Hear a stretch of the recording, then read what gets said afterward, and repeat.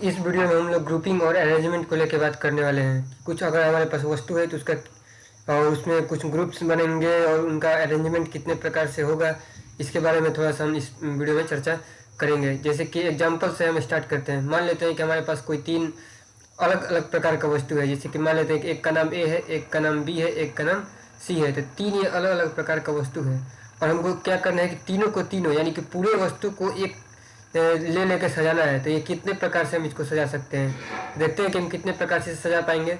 अगर हम पहले ए लिख दें, फिर बी सी लिख सकते हैं, फिर ए को यहीं पे छोड़ते हुए सी भी लिख सकते हैं। अगर बी लिख दें तो फिर ए सी लिख सकते हैं और बी को यहीं पे भी छोड़ते हुए सी ए भी लिख सकते हैं। फिर सी लिख देंगे तो ए भी लिख सकते हैं, फिर सी को यहीं पे छोड़ते हुए बी ए लिख सकते हैं। यानी कि तीन वस्तु को हम टोटल कितने प्रकार से सजा पाएँ, टोटल हम 6 प्रकार से सजा पाएँ। तो ये 6 और कितने प्रकार से आ सकता था, तो ये 6 हमारे पास और आ सकता था 3 फैक्टोरियल से। यानी कि जितना हमारे पास वस्तु है उसका फैक्टोरियल अगर हम निकाल देते तो हमारे पास क्या आ जाता, 6 आ जाता। और यही हो जाता हमारे तीन वस्तुओं को सजाने का तरीका। एक और एग्जाम्पल ले लेते हैं 4 के साथ। जैसे कि ए ले लिए, बी ले लिए, सी ले लिए, डी ले लिए। अब हमें इन 4 को सजाना है। तो इसमें भी सिंपल है। अगर हम ए को फिक्स कर दें, ए को क्या कर दें, फिक्स कर दें, और बी सी डी को आपस में अरेंज करने चालू करें जैसे कि इसको किए हैं, तो हमको कितना अरेंजमेंट मिलेगा, 6। तो अभी हम ए को फिक्स किए हैं और बी सी डी को अरेंज करते हैं, तो बी सी डी। फिर अभी तो ए हमारा फिक्स है और यहाँ पे बी भी फिक्स रहेगा और ये क्या हो जाएगा, डी सी। यहाँ पे ए तो हमेशा के लिए अभी फिक्स है पहला केस में, और यहाँ से बी भी तो 2 बार हो चुका है, तब के बाद सी कर देते हैं। तो सी जब इधर आ जाएगा तो यहाँ पे आ जाएगा हमारा बी डी। फिर अभी यहाँ पे ए फिक्स है, इसके बाद यहाँ पे आ जाएगा हमारा सी ही, और ये हो जाएगा डी बी। फिर यहाँ पर ए फिक्स है, फिर यहाँ पर अभी भी हमारा जो सी खत्म हो गया है, अब डी रख देते हैं, तो यहाँ पे बाहर चला जाएगा बी सी। फिर यहाँ पर ए फिक्स है, डी रख देते हैं, ये आ जाएगा हमारा सी बी। तो इस प्रकार से जब ना हमने शुरू में ए को फिक्स किया है तो हमारे पास कितना बन गया, टोटल 6 बन गया। तो अब दूसरा केस में हम बी को फर्स्ट पोजीशन पे फिक्स कर सकते हैं, फिर सी को, फिर डी को। यानी कि टोटल हमारे पास कितना बन जाएगा, 6 × 4 यानी कि 24। ये 24 और किस तरीके से आ सकता है, 4 फैक्टोरियल से आ सकता है। यानी कि 1 × 2 × 3 × 4, ये 4 फैक्टोरियल से हमारे पास क्या आ सकता है, 24 आ सकता है।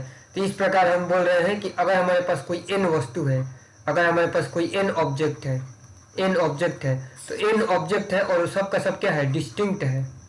डिस्टिंक्ट कहने का मतलब हो गया कि सब अलग अलग है। डिस्टिंक्ट कहने का मतलब हो गया कि सब क्या है, अलग अलग है। तो उनको सजाने का क्या तरीका होगा, n फैक्टोरियल।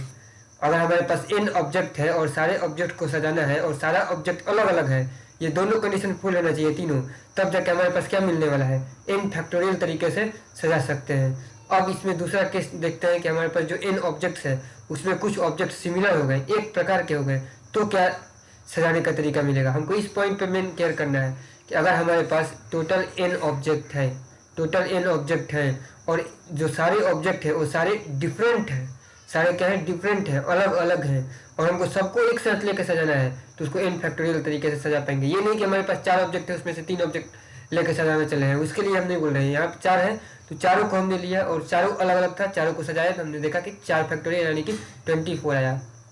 इसके बाद हम आगे का देखते हैं कि तो अब हम ये देखने जा रहे हैं कि अगर हमारे पास कुछ ऑब्जेक्ट सिमिलर हो जाए, एक प्रकार के हो जाए, तो फिर हमारे सजावट पर क्या असर पड़ेगा, उसके बारे में हम देखते हैं। तो उसके लिए हम यहाँ पे क्या करते हैं, यहाँ पे ये जो 3 ऑब्जेक्ट्स दिया गया है इसी पे हम विचार करते हैं। मान लेते हैं कि ये एक जो दिया गया है ए, अगर हम इसको बी बना देते हैं, चाहे इसी को ले लेते हैं कि हमारे पास 3 ऑब्जेक्ट्स हैं और तीनों में 2 सेम है, ए और बी है। अब हमको इसको सजाना है तो इसको कितने प्रकार से सजा पाएंगे, एब्सोल्युटली इसको हम 3 फैक्टोरियल अब नहीं बोल पाएंगे। क्यों नहीं बोल पाएंगे, सजा के देख लेते हैं। अगर हम शुरू में ए रखें, ए भी रखें, कोई फर्क नहीं पड़ता है। अगर इसको एक बार डिस्टिंक्ट मान लेते हैं तो जैसे कि इसी के केस में ले लेते हैं, यहाँ से कंपेरिजन करते हुए रख लेते हैं। यहाँ पे सी के जगह पे क्या आ गया है, बी आ गया है, और बी के जगह पे क्या आ गया है, ए आ गया है, और ए के जगह पे तो ए है ही, तो बी के जगह पे है और सी के जगह पे बी है। तो यहाँ से हम ईजी करने के लिए इसको सी ही कर देते हैं। यहाँ पे भी इसको क्या कर देते हैं, सी कर देते हैं, और बी को ए रख दिए हैं। तो इसमें जब बी को ए कर देंगे तो देखेंगे कि हमारा क्या क्या कॉम्बिनेशन कैंसिल हो गया है। तो ए सी है, फिर यहाँ पे ए सी ए है, फिर थर्ड केस में आएंगे हम लोग। इस केस में क्या बनेगा, ए सी बन जाएगा। फिर इस केस में क्या बनेगा, तो ए सी ए बन जाएगा। इस केस में क्या बनेगा, तो सी तो रहेगा लेकिन ए बन जाएगा। इस केस में भी क्या बनेगा, सी रहेगा लेकिन ए बन जाएगा। तो हम देख सकते हैं कि अब इन दो कॉम्बिनेशन को हम अलग अलग नहीं काउंट कर सकते हैं। क्यों? क्योंकि दोनों जो है अब डिफरेंट नहीं है, दोनों सेम सेम है। उसी प्रकार से हम देखेंगे कि यहाँ पे जो ये ए सी है और ये जो ए सी है, इन दोनों को हम दो नहीं काउंट करेंगे, एक ही काउंट करेंगे, क्योंकि ये वाला और ये वाला दोनों क्या हो गया, सेम हो गया। उसी प्रकार से यहाँ पे भी हम देख सकते हैं कि सेम हो गया है। यानी कि अगर हमने हमारा इसमें 3 ऑब्जेक्ट था और 3 में से जैसे ही 2 सेम हो गया, 2 सेम हो गया, तो हमारा जो टोटल अरेंजमेंट है वो 3 फैक्टोरियल नहीं है। अब सिर्फ इसका जो टोटल अरेंजमेंट हम अगर हम काउंट करेंगे तो वो 3 है। तो ये 3 फैक्टोरियल सिर्फ 3 कैसे बन गया, इसके लिए एक फॉर्मूला है। यहाँ पर हम लिखते हैं कि अगर हमारे पास n ऑब्जेक्ट हैं और n ऑब्जेक्ट को हम अरेंज कर रहे हैं तो उसको n फैक्टोरियल से तो अरेंज करते हैं, लेकिन अगर उसमें कुछ सिमिलर्स हैं तो जितने प्रकार के सिमिलर्स हैं और उनकी संख्या क्या करते जाएंगे, डिवाइड करते जाएंगे। तो उसको हम कहते हैं p फैक्टोरियल्स है। अगर p प्रकार का एक सिमिलर है वो p संख्या में, तो p फैक्टोरियल से, q फैक्टोरियल से, r फैक्टोरियल से डिवाइड करते जाएंगे, हमको आंसर मिल जाएगा। तो उसी प्रकार से अगर यहाँ पे a है तो a c दिया गया है, तो 3 फैक्टोरियल चूँकि 3 है तो 3 फैक्टोरियल तो लिखेंगे ही, लेकिन इसमें a जो है वो 2 बार आया है, तो 2 फैक्टोरियल से यहाँ पे क्या कर देते हैं, डिवाइड कर देते हैं। तो अब यहाँ पे देख लेते हैं 1 into 2 into 3 divided by 2, 2 cut गया, आ गया कितना 3। तो यहाँ पे हमको मिल ही रहा है, सिर्फ 3 कॉम्बिनेशन है, क्योंकि हम इसको अलग अलग लिख ही नहीं सकते हैं। इसको कैसे लिखेंगे, अब सिर्फ हमारे पास ये कॉम्बिनेशन बचा है, ए सी सी डबल ए, यही। जबकि इस केस में जब तीनों अलग अलग था तो हमारे पास 6 कॉम्बिनेशन बना था, यहाँ पे सिर्फ 3 कॉम्बिनेशन बना है। इसका वजह ये रहा है। एक और एग्जाम्पल हम करते हैं, उससे और हमको ये पूरा कॉन्सेप्ट क्लियर हो जाएगा।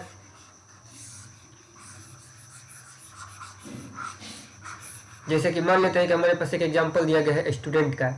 किस चीज़ का एग्जाम्पल दिया गया, स्टूडेंट का। यहाँ पे लिख देते हैं STUDENT और बोला गया कि इसको सजाइए। कितने तरीके से सजा सकते हैं, सब सारे लेटर्स को यूज करना है। तो हम देखते हैं कि इसमें कोई भी जो है रिपीट नहीं हुआ है। एस एक बार आया है, टी भी, लेकिन टी आया है 2 बार। तो इसको हम क्या करेंगे, इसको 2 बार आया है तो हम सबको लिखते हैं। यहाँ पे एस 1 बार आया है, टी कितने बार आया है, 2 बार आया है, यू कितने बार आया है, तो यू 1 बार आया है, डी कितने बार आया है, तो डी 1 बार आया है, ई कितने बार आया है, तो ई भी 1 बार आया है, एन कितने बार आया है, एन हमारे पास 1 बार आया है।